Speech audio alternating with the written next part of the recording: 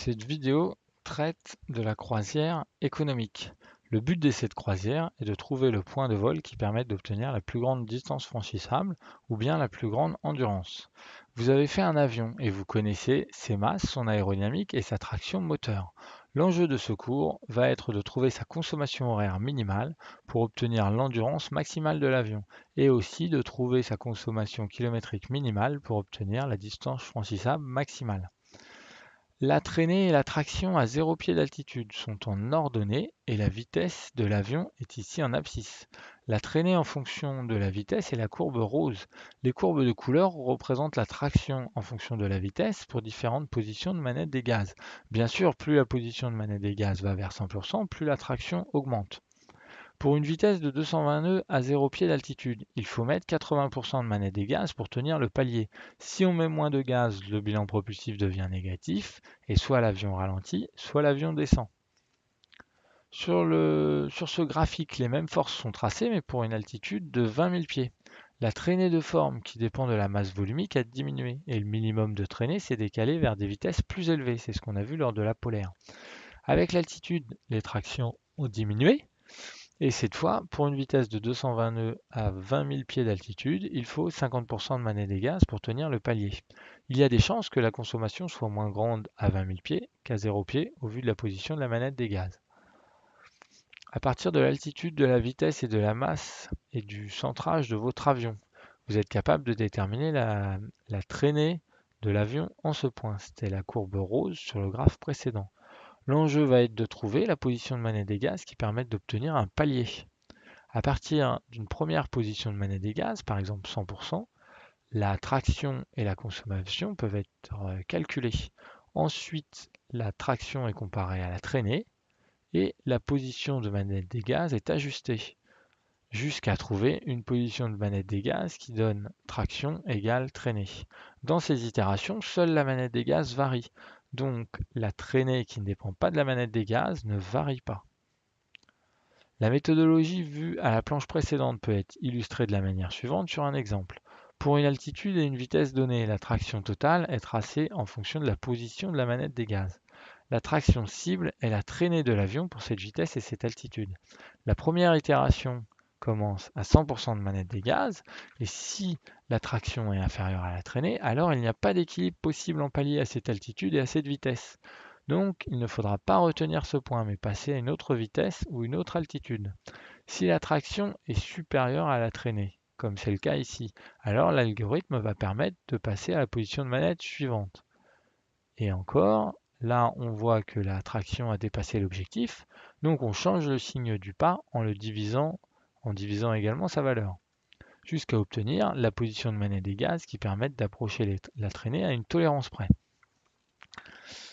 Alors, si en plus la traction est linéaire en fonction de la position de la manette des gaz, alors l'algorithme suivant peut être utilisé.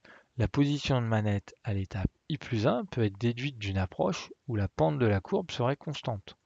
Si en plus la traction est nulle quand la position de la manette des gaz est nulle, alors la dérivée, c'est directement le ratio de manette sur traction. Et au final, la formule de la position de la manette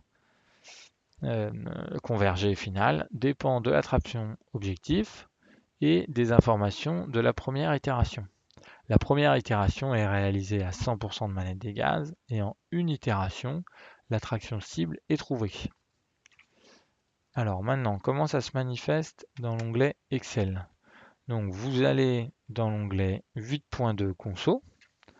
Vous vous rendez compte que cette feuille ressemble à la feuille 6 polaire en fonction de l'altitude, de la masse, du centrage, de la vitesse et du numéro de votre moteur. La macro calculera la position de manette des gaz qui correspond à la traînée égale traction dans chacune des conditions de vol. Mais cette fois-ci, c'est vous qui allez réaliser cette macro. Alors, je vais vous expliquer pour démarrer en VBA quelques astuces. Vous pouvez vous mettre dans l'onglet développeur, mode création, désactiver. Là, vous voyez que la macro, elle vous pose une question, mais elle ne fait rien. Donc, qu'est-ce qu'il y a dans cette macro? Mode création activé, on double-clique. On voit que c'est le command button conso qui, quand il est cliqué dessus, il va faire démarrer cette macro. Donc là, on a juste des déclarations de variables. Ensuite, il y a des options, nom de la feuille, donc ce sera le nom de cette feuille. Et là, ça va permettre de faire une question pour demander à l'utilisateur qu'est-ce qu'il veut comme nombre de calcul. Donc on peut regarder que quand on fait le mode création, clac, on clique. Et là, j'ai mis un petit point d'arrêt. Là, on peut mettre des points d'arrêt. Donc la macro s'est arrêtée à mon point d'arrêt. Donc si je fais, on voit où, alors on met un autre point d'arrêt et on fait avancer la macro. On passe la souris sur ce nom et on voit que le nom feuille, ça prend la valeur 8.2.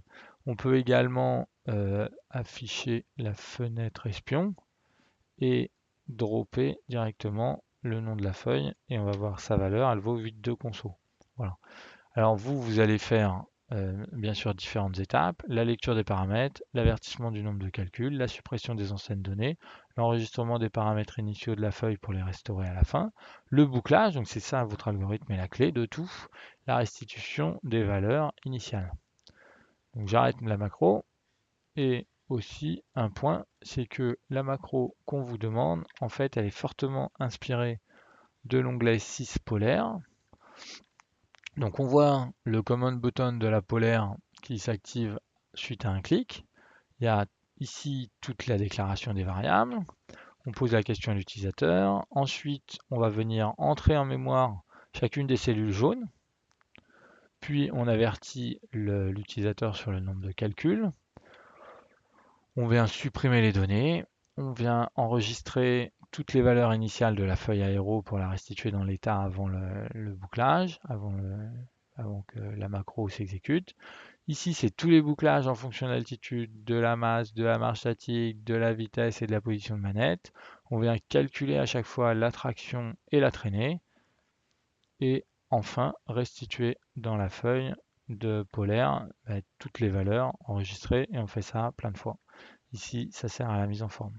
Donc vous pouvez largement vous inspirer de cette polaire, de l'onglet polaire, je veux dire, pour exécuter votre algorithme. Ok, je vous propose de revenir à la présentation.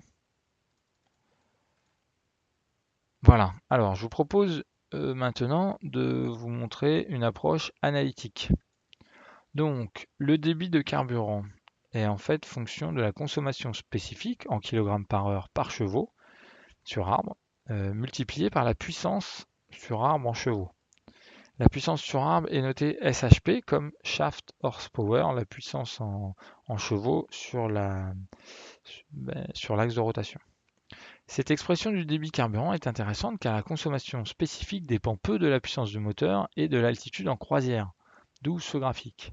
La puissance nécessaire pour faire voler l'avion est déduite de l'équation de propulsion. C'est la traînée fois la vitesse au rendement de l'hélice près qui est la puissance en fait. Par ailleurs, l'équation de sustentation permet de montrer que la traînée est le poids divisé par la finesse du point de vol. Donc, la puissance nécessaire au vol peut s'exprimer en fonction du poids et de la finesse du point de vol. Et finalement, le débit carburant augmente quand la consommation spécifique, le poids ou la vitesse augmente et diminue quand la finesse ou le rendement hélice augmente. Pour faire de l'endurance maximale, il faut minimiser ce débit. Le débit divisé par la vitesse s'exprime en kg par unité de distance. Il est donc à minimiser pour obtenir la distance franchissable la plus grande. Alors quel est l'effet de l'altitude sur la consommation kilométrique? Pour obtenir la distance franchissable maximale, on recherche donc le point de finesse maximale. La finesse maximale est indépendante de l'altitude, donc si la consommation spécifique du moteur était indépendante de l'altitude, alors le minimum de consommation kilométrique serait à la finesse maximale, et plus l'altitude serait élevée, et plus ce minimum serait identique, tout le temps le même, mais il serait atteint pour des vitesses plus élevées. Donc il y aurait un intérêt pour les avions à voler haut à la finesse maximale, voilà, pour faire en un temps réduit une distance donnée avec une donnée de carburant. Alors on peut essayer de trouver l'incidence de vol de l'avion pour minimiser ce débit de carburant. Donc en supposant que le rendement hélice et la consommation spécifique soient invariants, alors à la recherche du minimum de débit, devient à rechercher le maximum de CZ exposant 3,5 sur CX. Donc, pour faire de l'endurance, il ne faut pas optimiser la finesse de l'aéronef, mais CZ 3,5 sur CX, qui s'obtient pour une vitesse de vol forcément plus faible que celle de la finesse max. La traînée induite à ces vitesses faibles prend donc une proportion plus grande, et l'allongement des machines endurantes, il sera donc grand. C'est pour ça qu'on voit des planeurs ou des drones de surveillance avoir de grands allongements. La recherche de la distance franchissable maximum s'obtient, elle, à la finesse maximale de l'aéronef. Ce sera à vous de jouer.